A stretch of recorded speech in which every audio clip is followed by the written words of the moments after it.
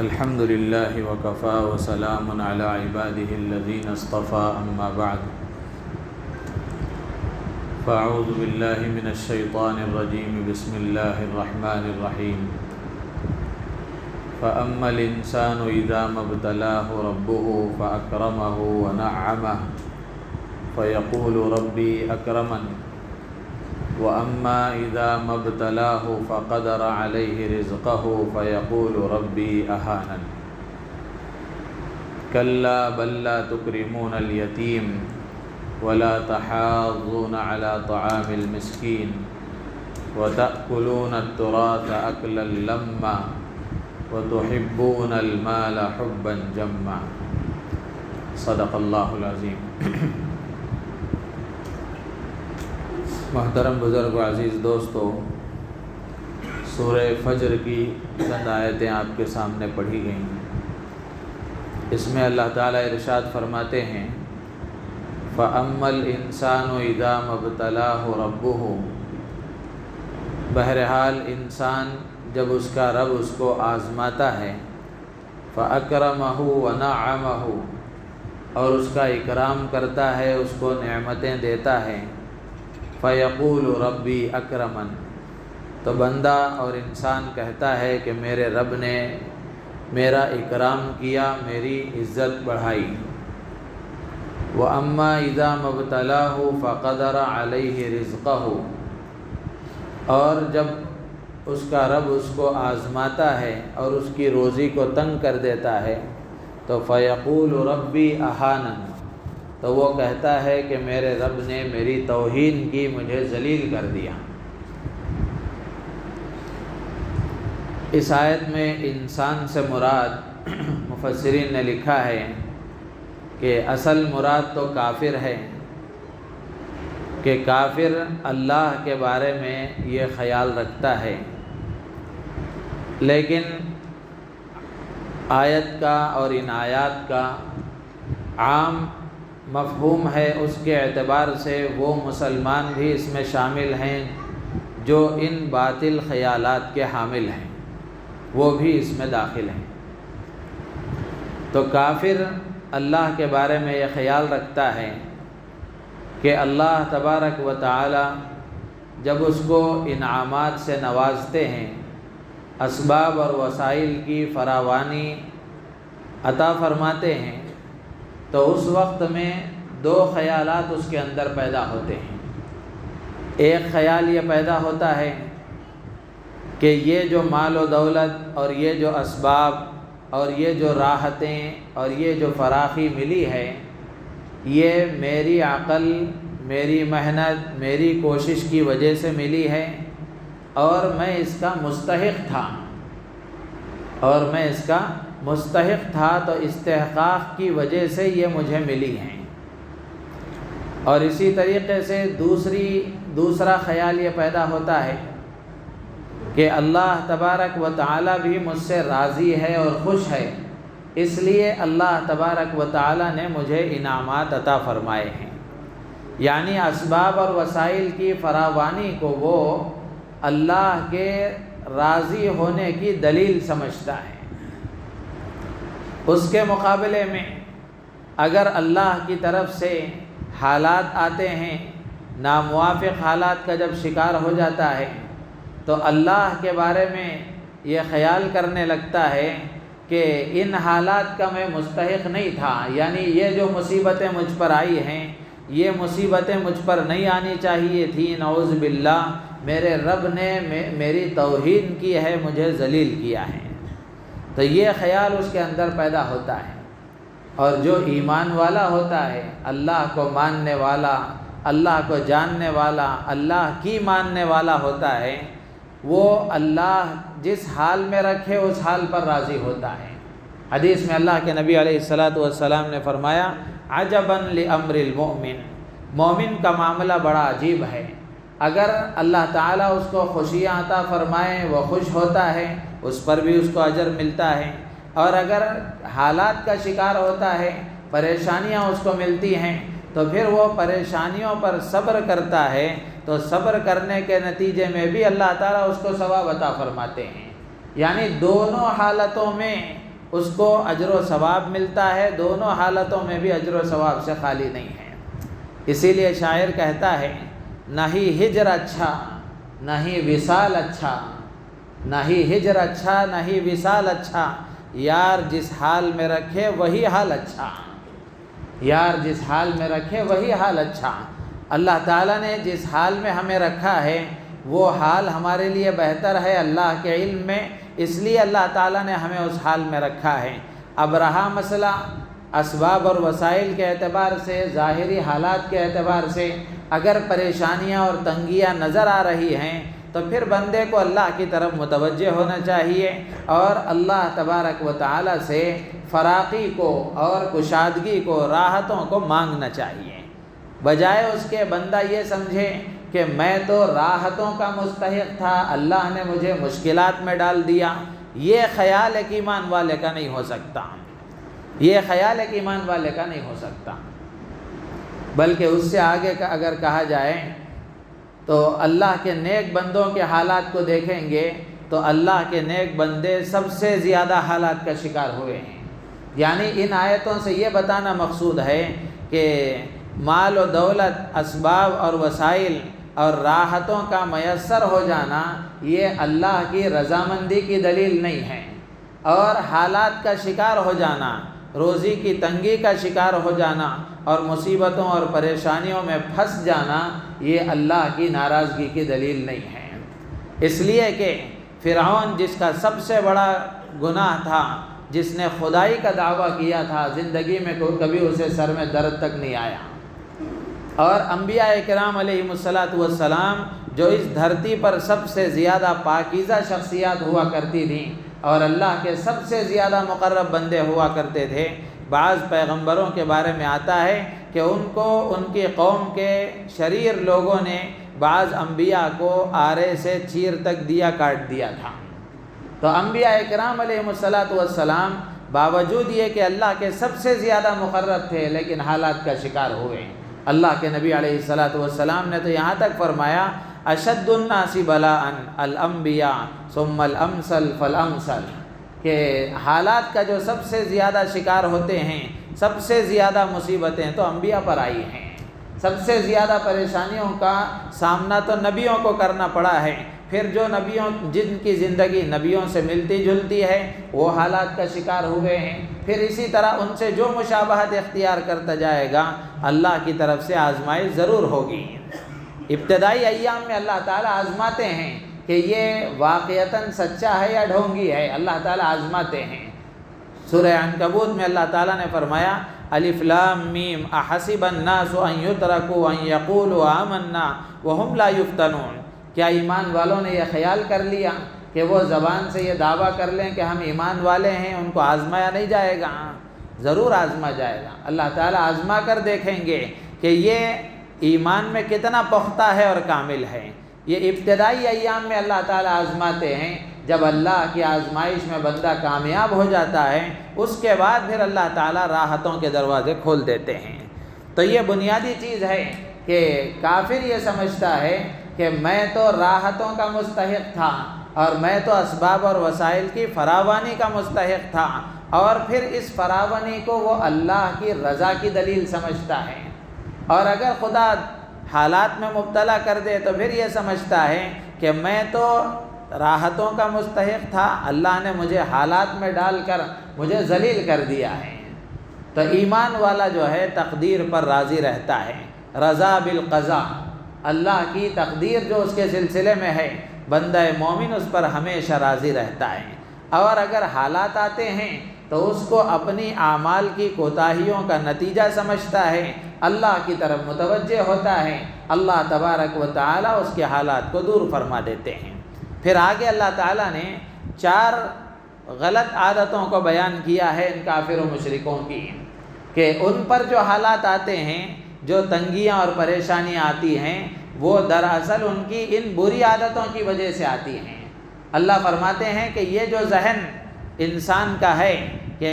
فراوانی اگر ملے تو سمجھے کہ میرا رب نے میرا اکرام کیا، اور اگر حالات کا شکار ہو گیا تو سمجھے کہ میرے رب نے مجھے ذلیل کر دیا، یہ ذہن ایمان والے کا نہیں ہو سکتا۔ کلا، ایسا ہرگز خیال نہیں ہونا چاہیے، یہ خیال غلط ہے۔ بل لا تکرمون الیتیم، تم حالات کا جو شکار ہوتے ہو، تمہارے اندر بری عادت یہ ہے کہ تم یتیم کا اکرام نہیں کرتے، تم یتیم کے حقوق کا خیال نہیں رکھتے۔ اللہ تعالیٰ نے یتیم کے حقوق کی ادائیگی کے لیے جو لفظ استعمال فرمایا ہے اس میں اشارہ اس بات کی طرف ہے، اللہ نے اکرام کا لفظ استعمال فرمایا، کلا بل لا تکرمون الیتیم، کہ تم یتیم کا اکرام نہیں کرتے، یعنی یتیم کا حق ادا کر دینا کافی نہیں ہے، بلکہ حق کی ادائیگی کے ساتھ ساتھ اپنے بچوں کے سامنے اسے ذلیل نہیں سمجھنا چاہیے، اس کا اکرام کرنا چاہیے، اس کے دل کو ڈھارس بندھانا چاہیے، اس کو بہلانا چاہیے اس کے دل کو، اور اس کو تسلی دینا چاہیے۔ کلا بل لا تکرمون الیتیم، یہ بری عادت تمہارے اندر ہے کہ تم یتیم کا اکرام نہیں کرتے، یتیم کے حقوق کو ادا نہیں کرتے۔ اور دوسری چیز اللہ فرماتے ہیں کہ تم یتیم کو کیا حق دو گے اس کا اور کیا اکرام کرو گے، وَلَا تَحَاضُّونَ عَلَىٰ طَعَامِ الْمِسْكِينِ، خود تو کچھ دیتے نہیں ہو، خود تو خرچ کرتے نہیں ہو، بلکہ خود خرچ کرنے کی بات تو دور ہے، دوسروں کو بھی خرچ کرنے کی تم ترغیب نہیں دیتے۔ وَلَا تَحَاضُّونَ عَلَىٰ طَعَامِ الْمِسْكِينِ، اسی لیے لکھا ہے علماء نے، تفسیر میں لکھا ہے، آدمی اگر اس پوزیشن میں ہے کہ خود خرچ نہیں کر سکتا، خود کسی کی ضرورت کو پورا نہیں کر سکتا، تو جو ضرورت کو پورا کر سکتے ہیں ان کو متوجہ کرائیں، تو ان کو ترغیب دے تاکہ وہ اللہ کے بندوں کی خدمت کریں اور اللہ کے بندوں کی ضرورتیں پوری ہو جائیں۔ دے دو، دلا دو، یا دینے والے کا در بتا دو،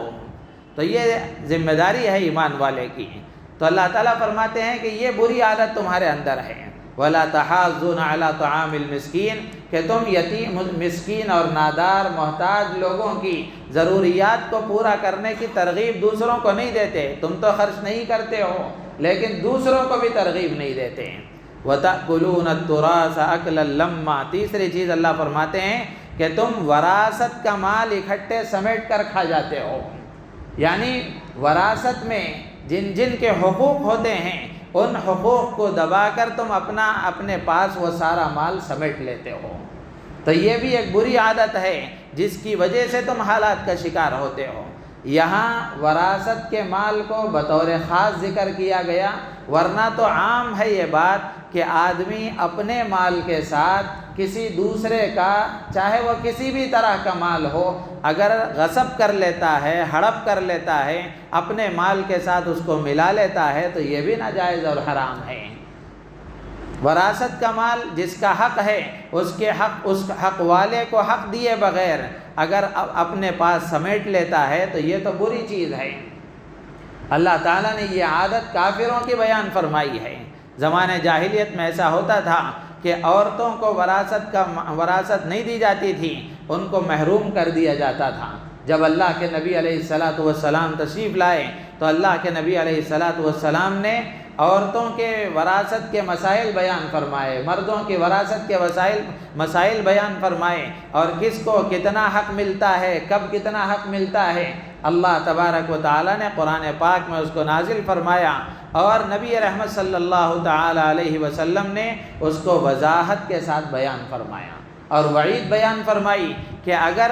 وراثت کا مال حق والے کو نہ دیا جائے، وہ حق والے کو اس کا حق نہ پہنچایا جائے، تو پھر اللہ کے نبی علیہ السلام نے فرمایا کہ جو دنیا میں کسی کے میراث کے حصے کو ہڑپ کر لیتا ہے، اللہ تبارک و تعالی جنت کے اس کے حصے کو ختم کر دیتے ہیں۔ من قطع میراثا فرضہ اللہ قطع اللہ میراثہ فی الجنہ، کہ جو آدمی اللہ نے جس کا جو حق متعین کیا ہے اس کا حق اس کو دیے بغیر ہڑپ کر لیتا ہے، تو اللہ تعالیٰ جنت میں جو اس کا حصہ اور میراث ہے اللہ تعالیٰ اس کو ختم کر دیتے ہیں۔ اور اگر حق والے کا حق پہنچا دیا جائے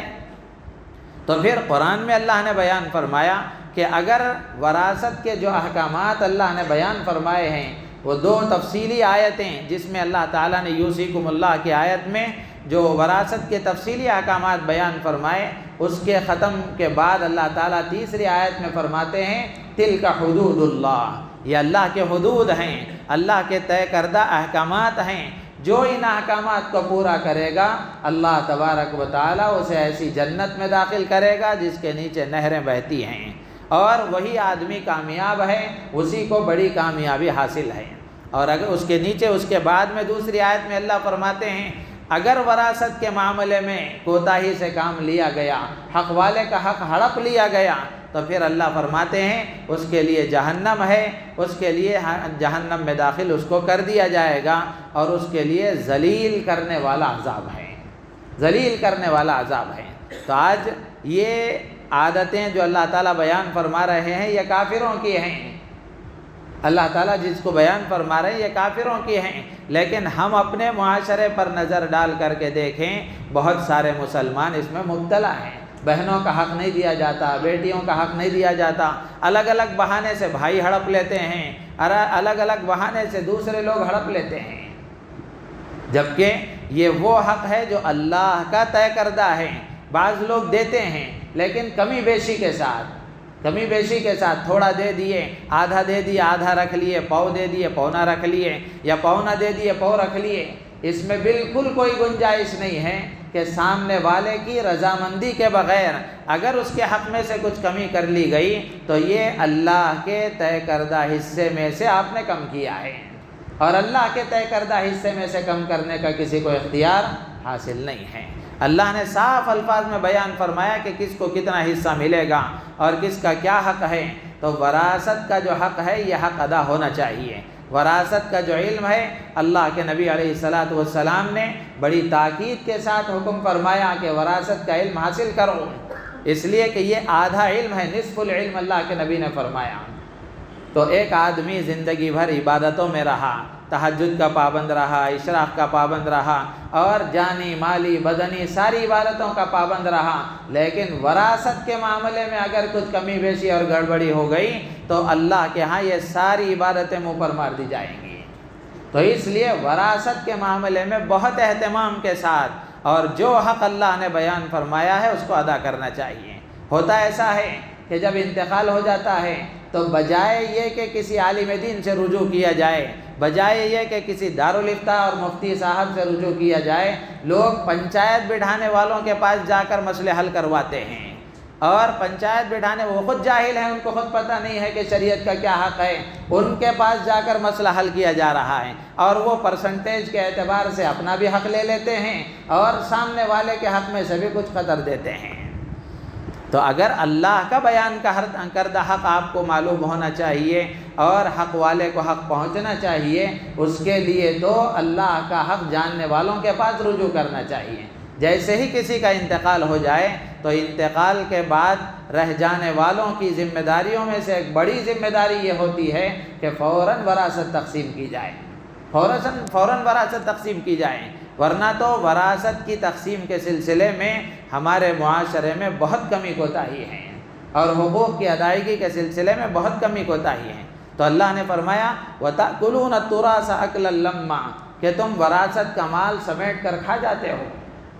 اور چوتھی بری عادت اللہ فرماتے ہیں وَتُحِبُّونَ الْمَالَ حُبًّا جَمًّا، کہ تم مال سے بہت زیادہ محبت کرتے ہو۔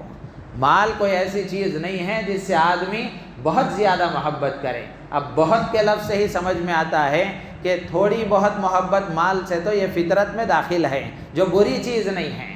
بری چیز نہیں ہے۔ بری چیز یہ ہے کہ آدمی مال کو ہی اپنے اوپر سوار کر لے۔ تھوڑا مال آدمی کو کیا مل جاتا ہے، اس کے بولنے کا انداز بدل جاتا ہے، چلنے کا انداز بدل جاتا ہے، دیکھنے کا انداز بدل جاتا ہے، لوگوں کے ساتھ کا رویہ بدل جاتا ہے۔ کیا ہوا؟ تھوڑا سا پیسہ مل گیا۔ تو اللہ فرماتے ہیں اتنا بھی مال آدمی پر سوار نہیں ہونا چاہیے، اور آدمی مال کو سمجھتا ہے یہ میرا ہے، میں نے کمایا ہے۔ ہاں، آپ کا مال اس وقت ہو سکتا ہے جب اس مال کے کمانے میں اللہ کی دی ہوئی آنکھیں استعمال نہ کی جاتی ہیں۔ یہ مال اس وقت آپ کا ہو سکتا ہے جب اس کے کمانے میں اللہ کی دی ہوئی دماغ کی طاقت استعمال نہ کی جاتی، اور یہ مال آپ کا اس وقت ہو سکتا ہے جب اللہ کی دی ہوئی ہاتھ پیر کی جسم کی طاقتوں کو استعمال نہ کیا جاتا۔ ساری چیزیں اللہ کی دی ہوئی استعمال ہو رہی ہیں، اور اللہ کے دیے ہوئی طاقتوں کو استعمال کر کے مال کما کر آدمی سمجھتا ہے میرا ہے، تو یہ مال اللہ کا دیا ہوا ہے۔ اسی لیے میں نے پچھلی تفسیروں میں بھی بہت مرتبہ عرض کیا کہ قرآن میں جہاں بھی خرچ کرنے کا حکم دیا گیا ہے، اللہ نے آدمی کے دماغ کو درست کر دیا ہے۔ ہم تمہارا نہیں مانگ رہے ہیں، ہمارے دیے ہوئے میں سے بھی تھوڑا مانگ رہے ہیں۔ وَمِمَّا رَزَقْنَاهُمْ يُنْفِقُونَ کہ ہمارے دیے ہوئے میں سے تھوڑا خرچ کرو۔ تو یہ چوتھی بری عادت ہے۔ اللہ فرماتے ہیں وَتُحِبُّونَ الْمَالَ حُبًّا جَمًّا کہ تم مال سے بہت زیادہ محبت کرتے ہو۔ اب یہ جب بہت زیادہ محبت آدمی کی ہو جاتی ہے تو یہ سائیڈ ایفیکٹس اس کے ظاہر ہوتے ہیں کہ اللہ کا حکم پورا نہیں ہوتا، اللہ کے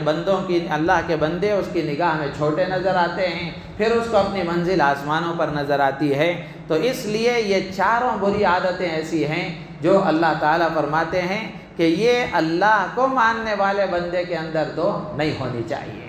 تو اللہ تعالیٰ سے دعا ہے اللہ تعالیٰ ان بری عادتوں سے ہم سب کو بچنے کی توفیق عطا فرمائے، اور اللہ تعالیٰ جس حال میں رکھے اس حال پر راضی رہنے، اور حالات کا شکار اگر ہو گئے ہیں، مصیبتوں میں اگر پھنس گئے ہیں تو اللہ تبارک و تعالیٰ سے ان مصیبتوں کے دور کرنے کی دعاؤں کے ساتھ زندگی گزارنے کی اللہ تعالیٰ ہم سب کو توفیق عطا فرمائے۔